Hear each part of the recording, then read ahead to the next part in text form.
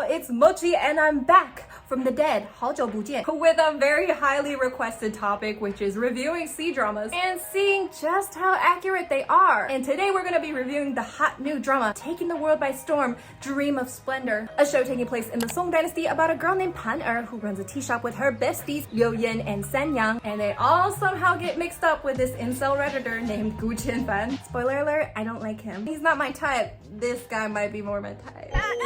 And the whole story revolves around them trying to make the best tea shop or restaurant in the city. And to be honest with you guys, I don't really like C-dramas. I don't watch them. I tried to. The only one I liked was Rui's Royal Love in the Palace because that was a work of art. So today, let's recreate an accurate Song Dynasty look, makeup, and hair. I'm gonna be using this painting as my historical reference. Without further ado, let's get started.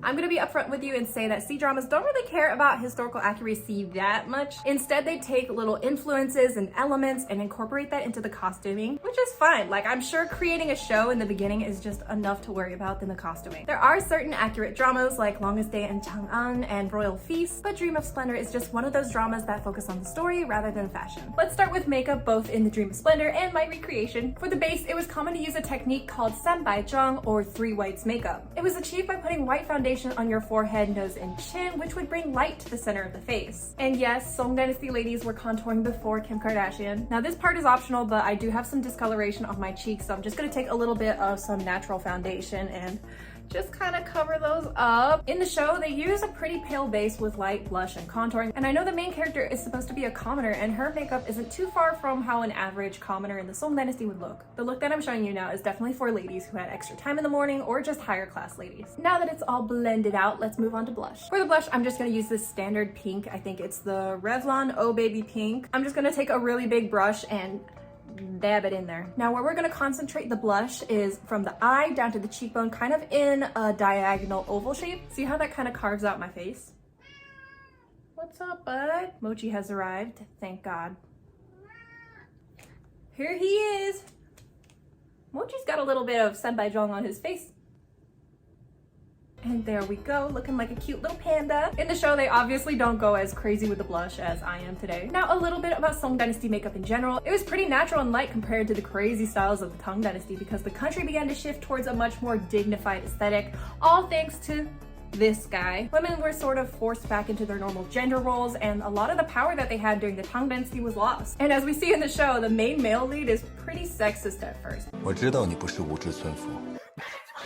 The Tang Dynasty is when women were allowed to work, control their finances, divorce, have careers. And I think the power that women had in the Tang Dynasty is why men got so scared and were like, we need to tone this down. After blush, let's go in with eyebrows, which is definitely the hardest part.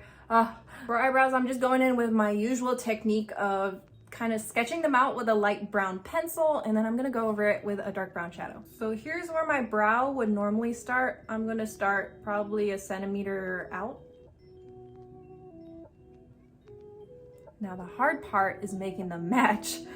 Next, I'm just taking a bit of dark brown from this eyeshadow palette, and then I'm just gonna follow the lines that I made and clean it up after if I need it. Now in the show, they obviously don't go too crazy with the eyebrow shapes, which makes sense. She's a commoner and she doesn't have time to draw on her eyebrows every day. But I do want to point out here that the mother, I don't really know what to call her, the owner of the training center for these girls, does have this style of brow, which is very curvy and has like a little tail at the end of the brow. And that style of brow is called qianwen shumei, which translates to shallow manjusri eyebrows. And it really shows how makeup differed from class to class. All right, I think that's as close as they're gonna get. I'm sure I'm gonna look at this later and be like, oh my God, they were so uneven. Now moving on to the eyes. We already got some blush on there, but I'm gonna add a little bit of warm brown shadow just so it doesn't seem so puffy, which is not historically accurate, but you girls got puffy eyes. So I'm gonna take a little bit of this light brown shade with a big brush and just put it under the crease and kind of blend up a little bit. Does that even make a difference? Kinda. Now in the Song Dynasty, they would have just put on a little bit of blush, you know, some eyeliner, and then called it a day. Next, I'm going back into the same dark brown eyeshadow or black, whatever dark shadow you like. And I'm gonna draw a very small, thin, natural wing Instead of winging it, we're just gonna keep the line kind of straight downwards. I notice a lot in Song Dynasty makeup that they like a really droopy effect, which kind of makes you look a little teary, a little emotional, very cute, soft, puppy dog. Now in the show, they don't really do too much to the eyes other than mascara and eyeliner. And I don't know if mascara was a thing in the Song Dynasty, but a very natural wing is definitely what the main character or commoner would have done. And I know I said there's no mascara in the Song Dynasty, but if I don't do it, it's gonna bother me, so I'm just doing it. My nose is still very wide and flat because of the white foundation, so I'm gonna take a little bit of blush, and then I'm just gonna carve out the nose with a little bit of blush. And this was actually a thing that they would do in the Song Dynasty, definitely not in a modern snatched way. I'm gonna take some white powder from this palette I've had since high school, and I'm gonna reinforce that white line that I have down the nose, also adding a little bit between my eyebrows. Now that our nose is snatched for the Song Dynasty, let's move on to everybody's favorite part, which is lips. So in the painting that I'm referencing, their lips just kind of look like dots. Lip shapes in the Song Dynasty were pretty quaint and dainty, really tapping into that rosebud lip look. And rosebud lips were popular for most of Chinese history, and there's even a saying about it. I'm gonna be using the Florasis lipstick, and oh my god, I've been dreaming about getting this lipstick for so long. I'm so glad they sent it to me. I'm gonna really stick to that rosebud shape and just kind of keep it concentrated in the center. I had someone tell me that Song Dynasty lips kind of look like Princess Peach from Mario. And I gotta say, you're right. Doesn't this lip style look exactly like the painting? Now in the show, the characters all kind of go with an average lipstick look, and that's not too far from what they would have actually done back in the day. But I did see this screenshot which showed a really popular half lip look. They would either fill in the top or bottom lip completely and then let it fade out throughout the rest of the day. Let's move into hair. I will say that they did an amazing job on the hairstyles of the show. They referenced real paintings and artifacts, and in fact, in my opinion, it's probably the most historically accurate part of the show. First thing I'm gonna do is take a bobby pin and section my hair from around my ear area. For the rest of the hair, I'm just gonna put it in a low bun for now. Now I'm gonna take some volumizing hair pieces and put it right here. I'm taking all the hair in the front and wrapping it around the bare ear. Doing the same for the other side. Hair is definitely my weak point, so if it looks bad, I'm sorry, I tried. Letting down our little bun, and now we're gonna turn it into a high bun. Okay, I can't find another hair tie, so I'm gonna use this rubber band. I'm sure I'm gonna regret it later. I am gonna cheat a little bit and use this hair piece because it'll save me so much time and effort, and just look how beautiful that looks already. I'm gonna form it into the shape that we see in the show, like that. And then I'm just gonna pin the hell out of it. There are a couple styles that Pan wore in the show, such as the San Huan Fa Ji. I also see her wearing a Cui Ji or falling horse bun, which was so cute. So I'm just putting a little hair piece in between so it looks a little bit more cohesive. And also her friend San Yang was wearing a Bao Ji, which I loved seeing. And she's also wearing a variation, which kind of looks like a headband, but I love it. And also her friend Yin Zhang is wearing a Chao Tian Ji, which is so cute. If you didn't know, Chao Tian Ji is the most popular hairstyle for the Song Dynasty. For the lads, they do wear historically accurate hats, kind of. We got the standard Xiaoguan on the main male lead, and they would wear it normally for casual wear. Think of it as jeans and t-shirts. Then we also get the iconic Song Dynasty hat, the Zanjiao Futou. Just take a look at these wings. And fun fact, these hats were actually invented because the Song Dynasty emperor didn't want his court officials gossiping in court. I never would have thought of that in a million years, but you know, I guess they had a lot of time back then. Now, as for this hat, I was perplexed. It was so hard to find information on this hat. It looks similar to this hat, which is called the Cuijiao Futou, but it doesn't have any wings that you would normally see on it. Then I thought it did look similar to this hat, which is called the Tangjing, but it was only worn in the Ming Dynasty, which was 2 dynasties after the Song. What's interesting about it is that it doesn't have any ties, and instead it just kind of looks like a hard shell hat you would just kind of pop on like a bucket. Don't know what that's about, but if you guys could help me out and leave a comment about what kind of hat this is, let me know. Now it's time for accessories. I'm just gonna put on these little jade earrings that I got from Taobao. I will say that the hair accessories and earrings are spot on. They even reference real paintings and murals, which I loved seeing.